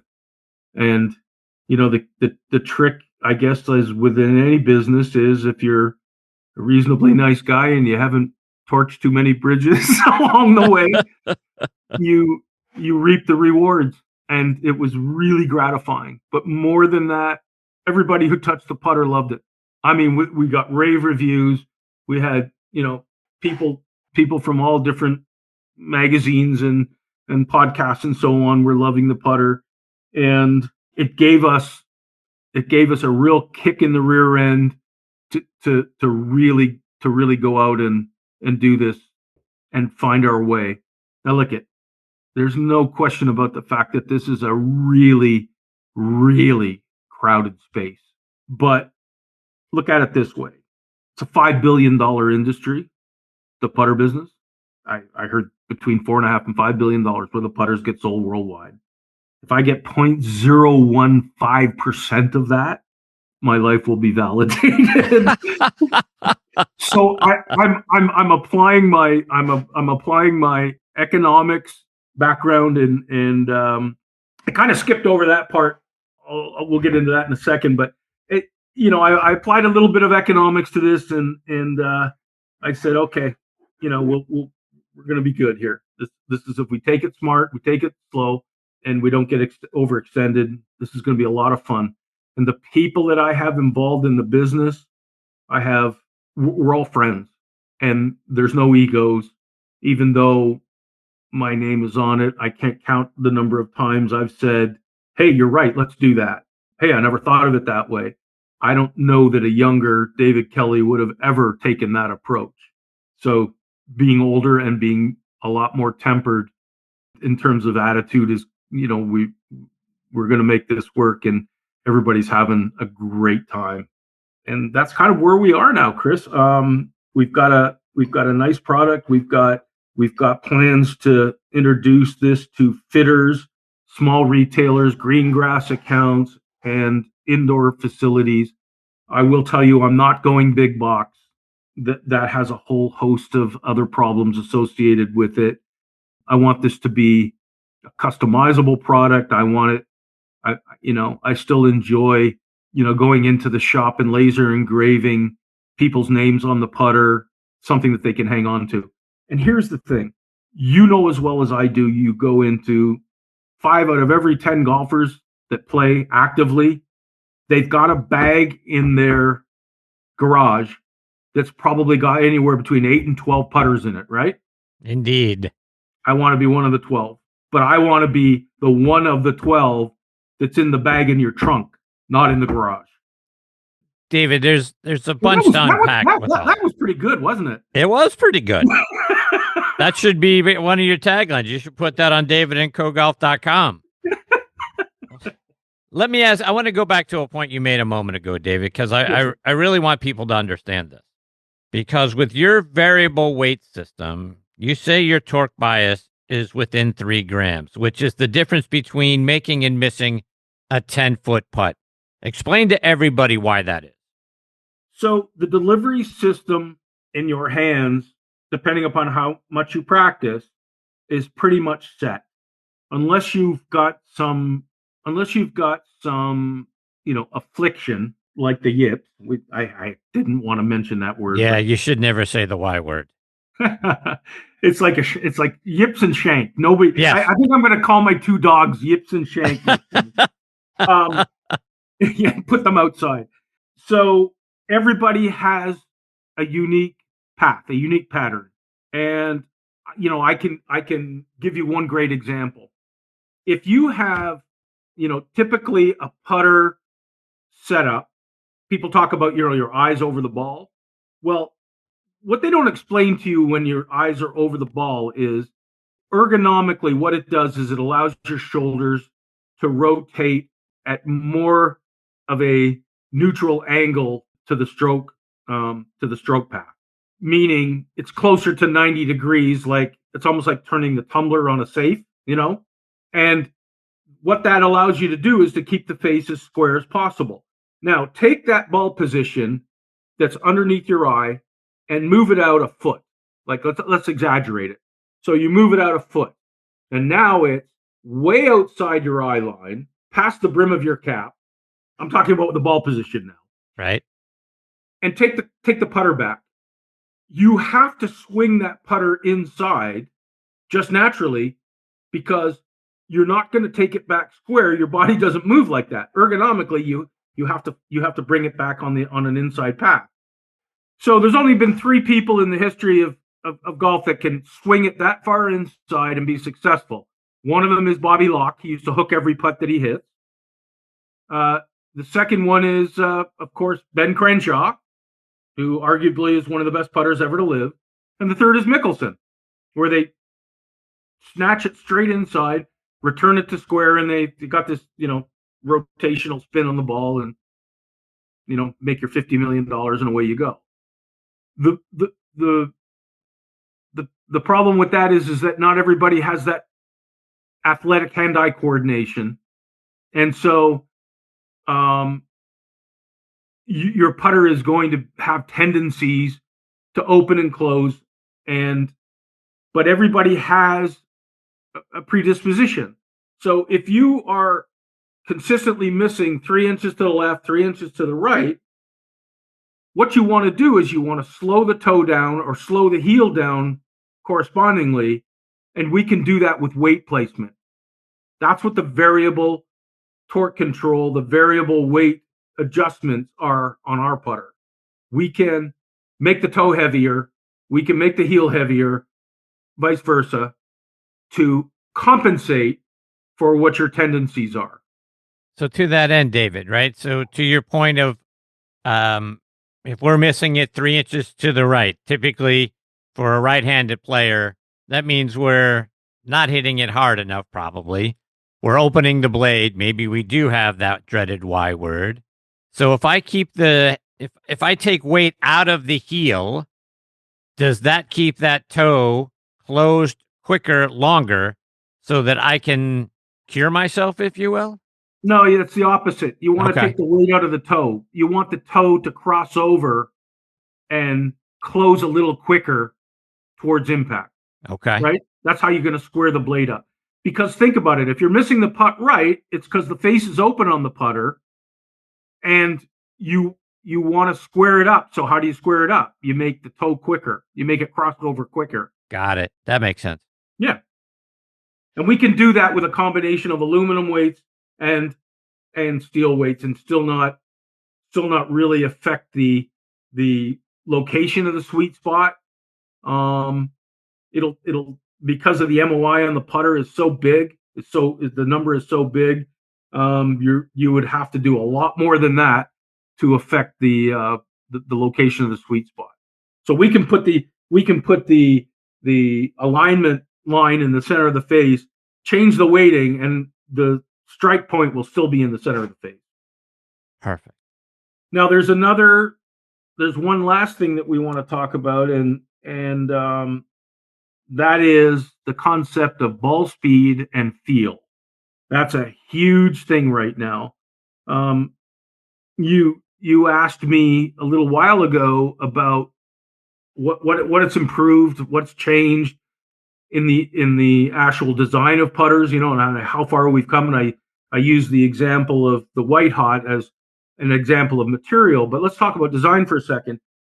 This whole concept of low torque, and I'm going to use that word, low torque, has to do with where the shaft axis is pointing as it relates to the center of gravity. So you'll notice that everybody has designed, Lab, Bentonardi, TaylorMade, Cameron, everybody has designed necks. And if you draw a line right through the center of the shaft and extend it all the way to the club head, you'll notice that in their putters that they're claiming are low torque, the shaft axis points toward the center of gravity, which is a good thing. Not everybody can use, however, center shafted putters. You have people that actually hate them. They want a heel shafted putter. They're used to the pings. They're used to, a heel shafted 8802, blade putter or whatever. That presents technical problems for the designer.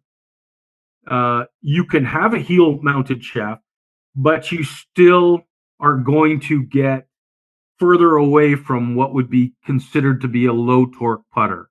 Lab has convinced, and other people have convinced, that that's a bad thing. It's not a bad thing, I don't believe. First of all, you can't continue to putt with something you can't look at, or it's difficult. The second thing is, as we talked about just a minute ago, everybody has a bias. And so having a putter that is toe hang, you've heard those terms, right? Toe hang, for sure, heel hang, face balance. They all have a place in the market. What I wanted to do was create a putter that with interchangeable necks, which we can do in our putter, something that TaylorMade can't do. The only people that can really change their necks are us, Even Roll, and to some degree Makefield. We can swap out necks to change the attitude of the putter, and it's that attitude that will give you, how the putter will perform, as you're executing the stroke. But ball speed is paramount. One of the major criticisms of zero torque putters are they feel light. Of course they feel light. The lower the torque, the less your hands have to be engaged in order to keep the face square, which arguably people say is a good thing. But the fallout from that is the fact that they feel very light. You don't have to grip the club as hard. You don't register the weight of the club head because you're not gripping it as hard. And people have trouble with speed control. Well, Lab had a tremendous problem with this with a certain percentage of their clientele. And the comment online was, I can't get the ball to the hole. I'm leaving everything short on light putts. It's dead straight in the hole. Putter's doing what it should do. I just can't get the ball to the hole. And ball speed is a big thing. It's a real thing. So we tried to do something about that. We made the faces on our putters out of stainless. So we have a bimetal construction. The body, the chassis is aluminum. The face on our putter is stainless, 03 stainless. We've got a carbon model coming out, a carbon steel model coming out. So our putters, even on low torque ones, we're able to maintain ball speed because of the difference in the material. But to some degree, this concept of feel, just a nebulous concept. How does the putter feel? Well, the shaft has a tremendous amount to do with that. A steel shaft transmits vibration. A graphite shaft absorbs vibration. Some people like that softer feel that graphite provides. I'm getting more and more used to it because I like that softer feel. Some people prefer the hard feel, the clicky feel that older putters had that came from the steel shaft. I will tell you, little sneak preview, KBS has come out with a new shaft that is extremely heavy. When I say extremely heavy, the graphite shaft is 30 grams heavier. It's more of a counterbalance, so it's got more material in the hand in the last third section of the shaft, and it's performing on all of our tests. And we do a lot of placebo testing, meaning I'll send shafts out to people and I won't tell them what it is, and I'll say, "What's your feedback?" And the overwhelming feedback initially from this 155 gram graphite shaft that KBS is manufacturing is a big winner. So look for that coming soon. It's a scoop for you here, Chris. You heard it first on the Next on the Tee. Appreciate it. Yeah, and so I think to sum up, Chris, look, it's a very, very complicated thing to engage from an engineering standpoint if you're going to claim to be innovative. But one thing is for sure, Lab has a place in the marketplace. Cameron has a place. Obviously, TaylorMade and the Spider has a big place in the market. And we're hoping that as we get further on in the introduction of the Kelly & Co. models, we're hoping that we find our niche, and we hope that we find our place. We're not looking to take over the business.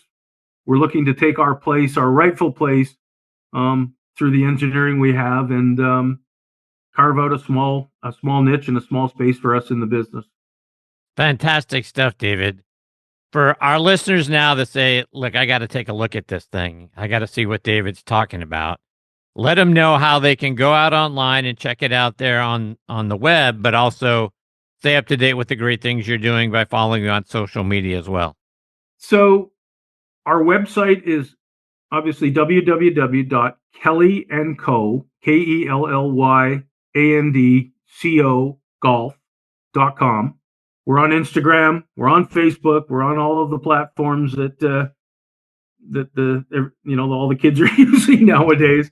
We're going to be putting out a series of educational videos that will follow up to a large degree on what we've discussed this morning, Chris. We're going to educate.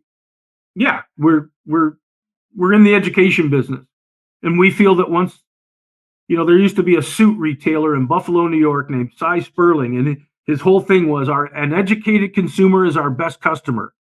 That was from the 80s, so never mind. But I think that's my motto. We want people to understand and to cut through the marketing and the noise that the marketing people create. And we want to do an education platform and help people get a properly fitted putter that's going to meet their requirements. And as I said to you before, it was a little bit tongue in cheek, but I'm serious. Everybody's got 12 putters. I want to be the one that's in the trunk, not in the garage. Absolutely. David, it's been wonderful having you as part of the show. You're fantastic, my friend. I've enjoyed our conversations, off air leading up to this, and it has been a very educational, to use your phrase, time with you today. I hope this is the first of many visits. You'll come back, keep us updated, let us know how things are going. Let us know what changes, what new additions, all the great things that you're doing, particularly when you do the educational videos, because as educational as this time has been for me, to be able to watch a video of you guys doing some things and showing us, not just also just telling us, would be immensely popular here on the show and gratifying for me. So I hope you'll come back and let us know about it. I'd love to, Chris. We're going to have to, because your putter's on the way. We're gonna use you as a test case. So how do you like that? Can you stand the pressure? I look forward to the pressure. I look forward to checking it out and seeing what makes it different and better than the rest. So I'm excited to get it and put it into play. Thank you so much. I promise you I'll keep it in the trunk. Yeah, I guess that's the number one goal of everybody, but we have to we have to win the place in the trunk, and I'm prepared for that contest. I look forward to it as well. David, take care, my friend. All the best to you and your family. I look forward to catching up with you again soon. Appreciate it, Chris. Thank you so much. See you, David. Bye-bye. That is the wonderful David Kelly, folks. Again, the website, Kelly & Co., and spell out A-N-D. KellyandCoGolf.com is where you're going to find them online and on social media.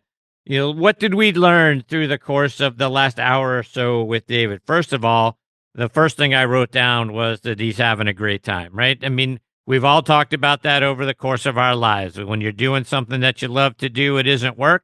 And David has done an outstanding job at every stop along the way, picking up nuggets, learning some things, refining what his skills were and his knowledge, of course, and the education that he got through the course of his career. And he sunk all of that into his putter company. Look, a guy that is willing to go out and apply for his own credit card, felt so strongly about what he's doing to finance it himself and get to the PGA Merchandise Show, where all the big box folks are, where all the big manufacturers are, where everybody is walking up and down over the course of 2.5 days, and to get in front of them and to have a booth that is buzzing all the time tells you the level of interest and how good it is. Look, people aren't going to go into a booth, and look, I've been to the PGA Merchandise Show over the last several years. You're not going to go and spend time in a place just to do it. You're going to get the education, you're going to get the buzz, you're going to get the crowds, because you've got something that is truly different, is going to make a difference in people's games. So when you've got a booth that is humming, that's why. So you got that, right? The other piece that we touched on the end was about how 3 grams is the difference in making a 10-footer and not, right? We talk so often on this show about short game, thanks to our friend Tom Patry. But look, what is the quickest way for all of us to save ourselves some strokes? Right? 3 putt less, better lag putting, make more of those 6 to 10 footers, right? That's how we can shave strokes off. And with David's putter, being able to fix some things, and I'm not going to say the Y word, but to be able to fix that, or to fix the miss that you have, whether it's, like he says, 3 inches to the left, 3 inches to the right, how big of a difference is that going to make in your final scorecard, right? So you've got that going for it. Look, I understand that any part of the golf equipment business is a complicated sector. But when you have better engineering and you have somebody who has got 45 plus years out there doing it, that's the person you want being the engineer, if you will, behind your club, right? So go out there, check it out. I mean, what is it going to hurt you, right? Go look online. Go look online and see what you see, and then take a shot at it, right? I mean, and the other thing that we didn't get into, and it's always a big factor in anything that we do from the equipment perspective, his putters, not as expensive as all the rest. So that's another benefit, right? It's got better engineering. You're going to make more putts, and also you're going to spend less doing it. And you're going to have a guy that you can go back and forth with and give him feedback and is willing to work with you. How many of the other places are willing to do that? The answer to that is none. So check it out. Let me know what you think. I'd appreciate the feedback as well. We'll get David back on the show before too long. Wow, what a couple of fun segments this show has been with Mark Wiebe and David Kelly. Can't thank either one of those guys enough for being a part of it, as are you. Thank you so much for being a part of the show each and every week. As I always say, you guys are just fantastic. Scheduled to join me on the next episode are our good friend Richard Zokol. We'll be back. He's got a new book out, which we'll talk all about, Zocology. Another great friend, Ron Syrak, will be back with us as well. And a guy making his 40th appearance next time, Sean McKeel, who has been a great friend of the show going all the way back to the very beginning, will be here to talk about the PGA Championship. I want to thank our friends again over at Trib Live for being such great partners with me here on the show and for hosting it on their site. For the latest news from Western Pennsylvania and beyond, including your favorite sports, go to triblive.com. You can find the show by then clicking on the sports section tab. Right there on the home page of that sports section, you're going to see the most recent episodes. Or you can tie it in through podcast.triblive.com. If you type that website in, you're going to see Next on the Tee. If you click on that, and then many of the most recent episodes from this season are waiting there for you as well. Or as you guys know, you can find us pretty much anywhere you get your podcast content, including out on Apple Podcasts, Spotify, Amazon Music, Good Pods, and golfnewsnet.com as well. But like I've already said, and I say each and every time, and I can't thank each and every one of you enough for making Next on the Tee a part of your weekly golf content. Until next time, hit 'em straight, my friends. Thanks for joining Chris again this week on Next on the Tee. We hope you enjoyed the conversations as much as we did.